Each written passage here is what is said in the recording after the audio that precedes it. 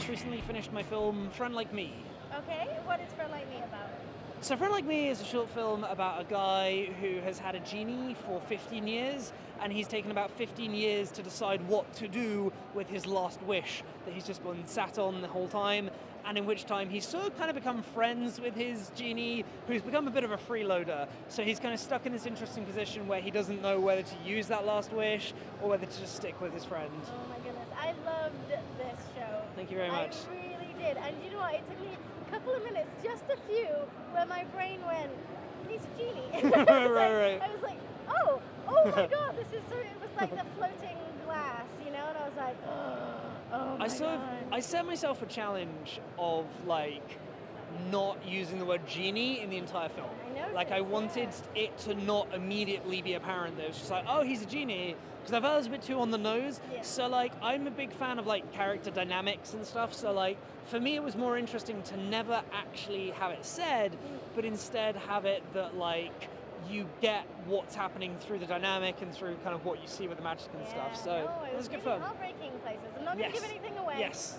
But some of the shots that you chose to do, like with the picture drawing and stuff like that. I'm evil. Like, amazing. You are evil. Horrible, awful man. You are the up-and-coming Joss Whedon of pain. I just want to make everyone suffer and get invested in characters and then very quickly be like, you like that? You like that? No. You can't have it. That's my technique as a filmmaker. So is this is your first project, or is it?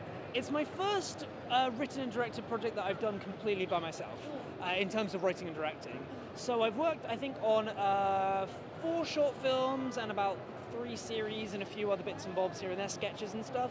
But it was always kind of working with someone else, writing together, directing together. So this was the first time that I made kind of a full short film that I just wrote and directed completely by myself, which was interesting because I love working with people, and I do enjoy that, and there's a fun in like bouncing around ideas, but I sort of had this concept and I knew exactly how I wanted it.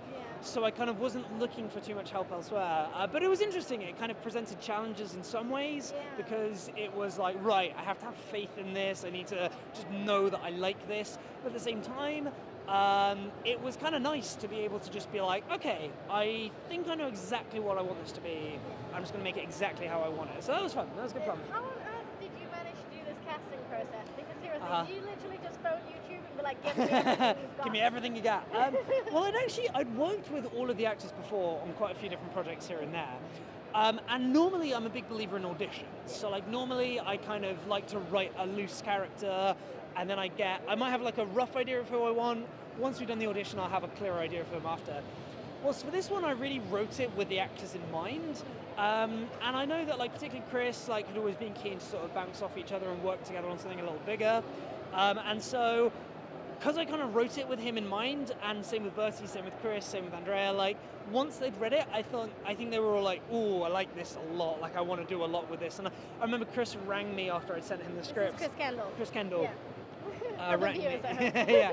So Chris rang me after he'd read the script, and he was like, "Yep, I know what I want to do with this. Like I got a lot of ideas, I got a lot of stuff." So we kind of workshopped it for a while. Like we had some rehearsals, some table reads, and like we just tried different levels. Like I told him to just really go big, and I was like, feel free to kind of flatline a little bit, and then just ring it up, and then bring it back down again. I wanted him to kind of be a little unpredictable in terms of his like gait and his physicality, and like.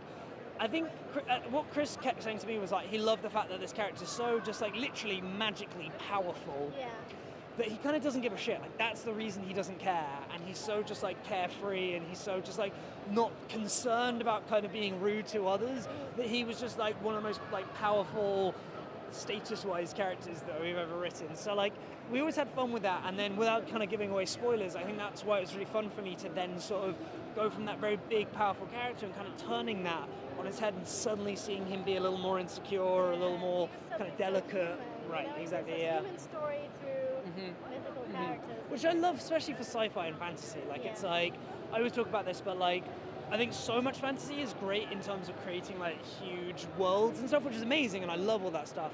But I'm also a huge fan of when you use just like a little bit of fantasy to kind of make it interesting, and you set up a really cool dynamic, but then just kind of make it a very human character story at the end of the day. So like, I'm a big fan of that, yeah. That sounds really awesome. Is this going to continue on to be more of a series?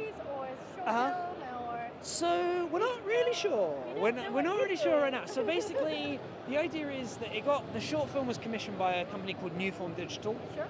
We worked together to film it. They put in the kind of funding and stuff, but pretty much from there, apart from kind of like a few notes here and there, they pretty much let me have kind of free reign on it, which is really cool.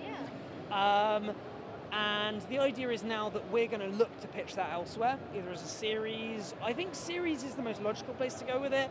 I like the idea of doing either 1 or 2 seasons. I've got like an arc in my head, but I'd like it to be quite episodic. Yeah. And so we're going to be pitching that around to lots of different places. So part of me is just like, yeah, like if it goes somewhere, absolutely. But I very much wrote it with the idea that it could work as a standalone, even though it ends on quite like a bittersweet note. Yeah, I did. For me, it's like, I quite like that anyway. Yeah. So like, if I get the chance to tell more and I get to play with these characters some more, fine, brilliant, fun. But at the same time, if that's where we end it, I'm fine with that because I'm horrible. So what's next then? What would you choose to do next if it were to go pick up? up? Well, the characters have been left in a really interesting place. The power dynamics have totally switched. In a way, like the main character's sort of gotten what he wanted that whole time, but he's kind of done it in the wrong way. Gene sort of ended up in an awful position now. So I like this idea that, you know, you've now left where this like pretty like unstable guy who seems a bit beaten down has now been given an immense plethora of power of which he is in charge, so I think that can't really end well. No, I can't. And at the same time, you've got your protagonist who's sort of realizing that actually what he's done is kind of messed up. So I think they need to sort things. But who knows? I can't. I'm going to keep it mysterious. Ambiguous about the whole thing right now. I've got big ideas. I've got huge ideas that I need to see if we can do them and if we have the money for them. But like when you've got a character who can grant wishes and do anything you want, like sky's kind of the limit, you know. So as long as we can do it well, and like I don't want it to overstretch the budget, I don't want it to look cheap, but like at the same time I'm like, yeah, I got a lot of places I want to maybe take this that could be kind of unexpected. So I look forward to that. So that'd be cool. Just to round things up, just because I'm curious. Yes. If you had to sum up your idea of online digital entertainment and its future, what would you say? I think online digital entertainment, it has. I'm gonna start again. I think online digital entertainment has like so much potential.